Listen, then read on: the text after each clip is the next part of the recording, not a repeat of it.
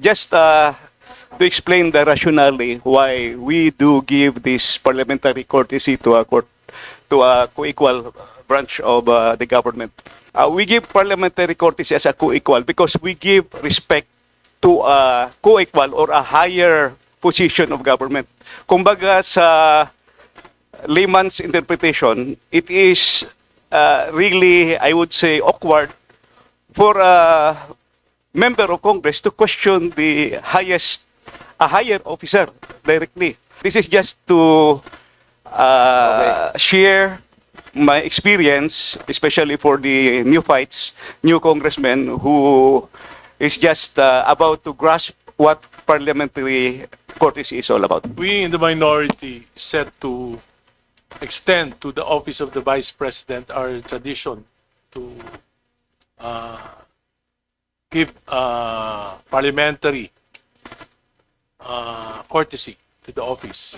But due to the technicalities, as explained by the chair, I move that the committee defer consideration of the budget of the office of the Vice President until Tuesday.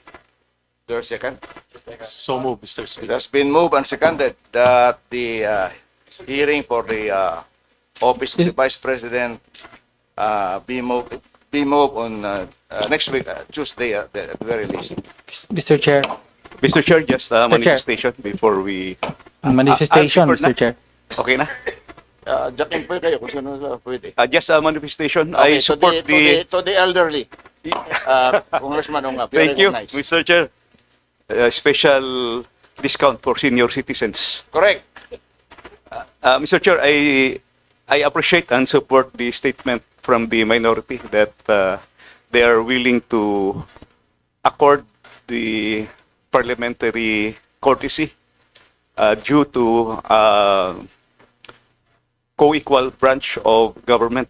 This practice has been practiced since time immemorial here in this Congress, and this originated from the British Parliament, which was adopted even to the colonies of the British Islands that time. So I support and I thank the statement from the minority. So next week, I hope that we will be granting the same parliamentary courtesy to the office of the Vice President, the second highest position of the government. Duly Thank you. noted. Thank you, Mr. Chair. Daghan Okay. salamat. Mr. Chair. Representative Tenyo, you have the floor. Thank you, Mr. Chair. Mr. Chair, una po, with due respect to my fellow member of the minority, hindi po buong minorya ang sumasang-ayon dun sa pag-extend ng parliamentary courtesy, whether sa Office of the President or sa Office of the Vice President. During the hearing of briefing for the budget of the Office of the President, inilinaw po natin yon, di ba? Na lalo pa ngayon, hindi po panahon para sa parliamentary courtesy. No, Pangulo mismo sabi niya, mahiya naman kayo, o dapat mahiya lahat ng nasa gobyerno kasama ang presidente at ang vice presidente. Ibig sabihin, kailangan handa po lahat na busisiin ang budget, handa lahat na ipagtanggol ang budget kung humaharap sa Kongreso.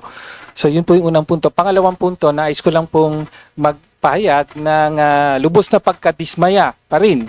No? Kaya naman po nagkaroon tayo ng pag-defer dito dahil sa paabot o sa sulat mismo ng Office of the Vice President na direktor pa nga ang nakapirma na ang dadalo dito hindi na nga yung Vice President, no?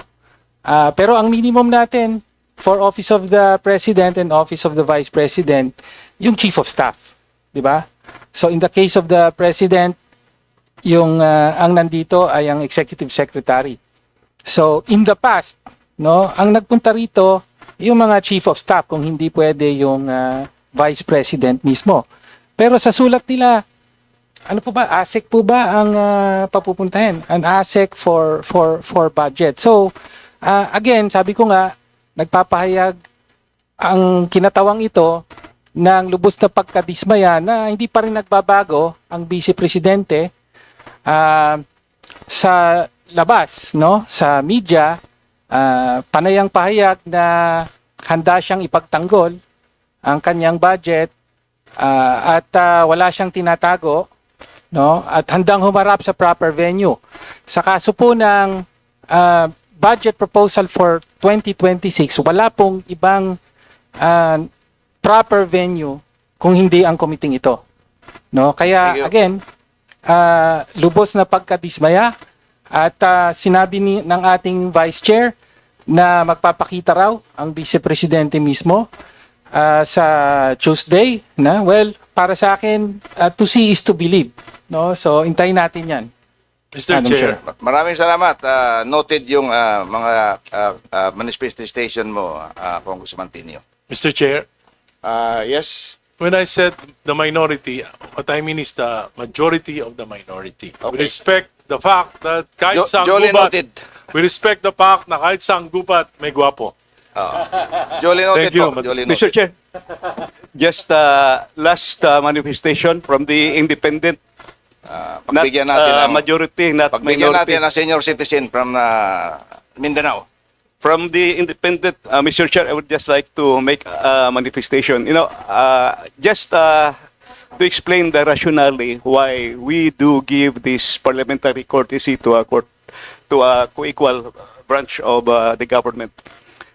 I was already a congressman when VP Noli De Castro was vice president. I was the chairman of appropriations when VP Binay was the vice president. I was also chairman of the appropriations when VP Leni Robredo was vice president. Now I am here also as a congressman when the VP is Sara Duterte.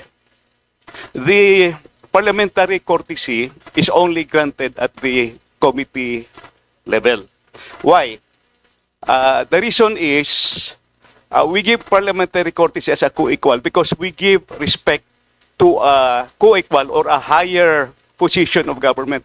Kumbaga sa layman's interpretation, it is really, I would say, awkward for a member of Congress to question a higher officer directly.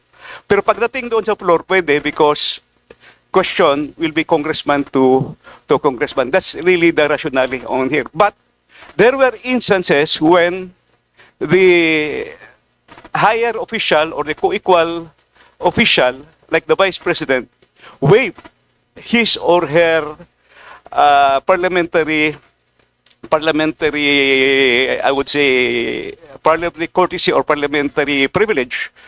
There were occasions in the past when the former vice presidents would say, thank you for giving me this parliamentary courtesy, but I will accept questions and I will answer the questions. Yun yung mga nangyari kaya nagkakaroon ng mga questions nung araw. This is just to share my experience, especially for the new congressmen who is just about to grasp what parliamentary courtesy is all about.